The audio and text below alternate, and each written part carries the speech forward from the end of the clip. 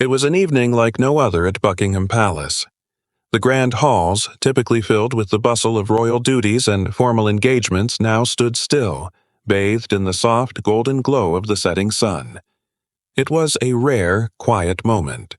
One of those fleeting instances where even the palace seemed to hold its breath, untouched by the weight of history and ceremony. Inside the private study of Queen Elizabeth II, the atmosphere was serene. The vastness of the palace was hushed, and the air seemed to carry an unspoken sense of reverence. The Queen, now in the twilight of her reign, sat alone at her antique writing desk, her mind drifting back to a time long ago when she was not yet queen, but a young princess caught in the turmoil of war. The year was 1940. The world was a different place, a place of uncertainty and fear. Europe was embroiled in the chaos of World War II, and London, once a city of hope and power, was now a target for German bombers.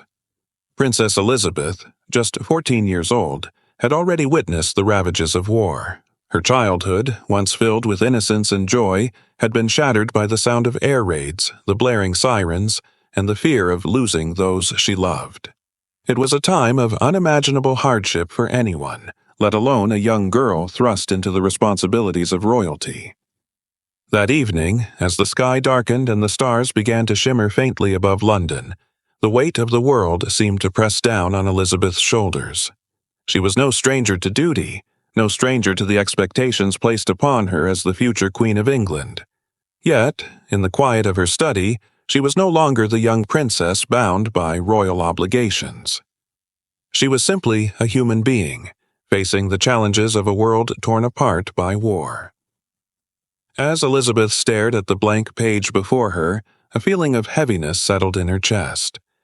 She had carried the burden of leadership for so long, but tonight she felt the need to do something different. To speak not as a queen, but as a woman, as a human being, who had witnessed the worst of what humanity could endure. The fountain pen in her hand trembled slightly, as though reflecting her own vulnerability. The words that had been locked inside her for so long now began to flow. But this was no ordinary letter. It wasn't meant for the public, nor for her family.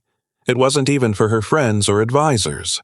This was a deeply personal message, a letter to the future, words that would remain hidden for decades, until the world was ready to hear them.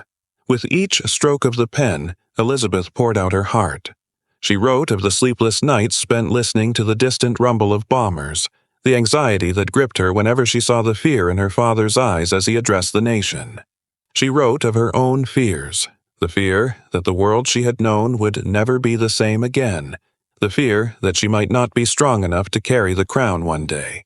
But amidst her fears, there was one constant: hope.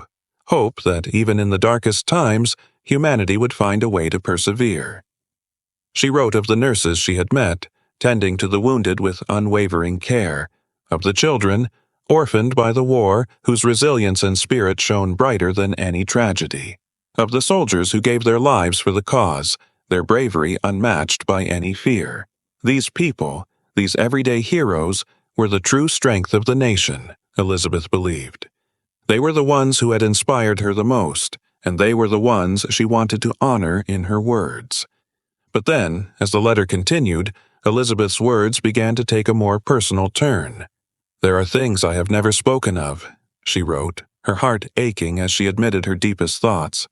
"Not even to those closest to me. There are moments when I have doubted myself. I have questioned whether I am strong enough, wise enough, brave enough to carry this burden." This admission was both terrifying and liberating. For the first time in her life, Elizabeth was confronting her own humanity, not as a symbol of a nation, but as a young woman, overwhelmed by the uncertainty of the world around her. She had always been the epitome of grace and poise, the epitome of what a monarch should be. But in this letter, she allowed herself to be vulnerable, to acknowledge that even she, the future queen, was afraid. With a deep breath, Elizabeth signed her name at the bottom of the letter. Her signature, usually so composed and dignified, now seemed to hold a weight that matched the contents of her words.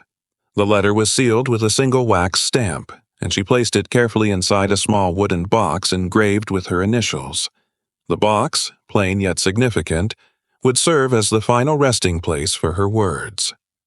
Elizabeth never spoke of the letter again. Life continued. She ascended the throne, guiding her nation through times of peace and war, through moments of triumph and tragedy. But the letter remained hidden, locked away in a corner of Buckingham Palace, known only to the Queen herself. Years passed, and Queen Elizabeth II's reign became legendary. Her presence as the Queen of England was a constant in a world that seemed to change around her. She became an icon of strength, wisdom, and dignity. But even in her later years, when the world adored her, no one knew the depth of her vulnerability, the doubts she had harbored for so long, the struggles she had faced alone. Then, in 2023, just months after the Queen's passing, something unexpected happened. The world was still mourning the loss of the beloved monarch, and the palace staff, sorting through her personal belongings, made a remarkable discovery. Tucked away in a hidden compartment, they found the small wooden box. Its contents, Elizabeth's long-forgotten letter, had remained untouched for decades. When King Charles III first laid eyes on the letter, he was overwhelmed. He had known his mother as a queen, a ruler, a symbol of stability. But reading her words, he saw her not just as the monarch he had admired, but as a woman who had endured much like any other person.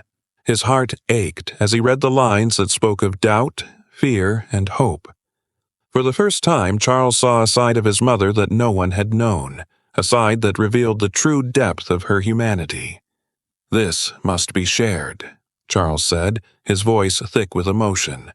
"The world deserves to know her as she truly was." The decision was made. The letter was to be revealed to the world, a gift from Queen Elizabeth that would transcend her time as monarch. When the public release of the letter occurred, it was met with a mix of awe, sorrow, and admiration. The words of the Queen, read aloud by news anchors, resonated deeply with people all over the world. "Strength is not the absence of fear," one passage read. "It is the courage to face it, and love is the greatest duty of all." As the letter's message spread, a global movement began to take shape. People from all walks of life, from every corner of the globe, found themselves inspired by Elizabeth's words. The letter had become more than just a personal reflection. It was a call to action. The world needed to come together, to confront its fears, to show love and compassion in the face of adversity. In the wake of the letter's release, a new initiative was born, the Elizabeth Accord. King Charles spearheaded this global movement, calling for unity in the face of mental health challenges, social unrest, and personal struggles. Leaders from across the world embraced the Queen's message, pledging to work together for a better future. The letter had sparked something deep within humanity, a sense of shared purpose and solidarity. But even as the world embraced the Queen's legacy, there was still one mystery left unanswered. During the search for the letter's origins, historians discovered something incredible, a second letter, hidden in the Queen's study. It was marked with the words, "To the next era." The second letter's contents remained shrouded in secrecy, sparking intense speculation. What could it contain? Why had it been hidden for so long? As the world waited with bated breath, the royal family made an announcement. A global live broadcast would reveal the second letter's contents. The entire world was eager to see what more the Queen had left behind. When the broadcast finally began, King Charles, his face solemn and filled with reverence, held the second letter before the cameras. His voice cracked with emotion as he began to read. "If you are reading this, then the world is at a crossroads. My hope is that these words will guide you forward." The second letter, much like the first, was a testament to Elizabeth's vision for the future. It spoke of unity, of compassion, of the need to prioritize humanity over power. But it was the final line that struck the hearts of millions. "My greatest wish is for this letter to remind you, even as history divides us, love will always bring us back together." The broadcast ended, but the world was left in stunned silence. It was a moment of reflection, of realization, and of transformation. The Queen's words had transcended time, offering hope to a world in need. Her legacy, not just as a monarch but as a symbol of love, resilience, and hope, would live on for generations to come. And in a small corner of Buckingham Palace, the original letter still rested in its wooden box. On its surface, the word resilient had been etched by the Queen herself. It was the final testament to her enduring spirit, a spirit that would continue to inspire the world for years to come.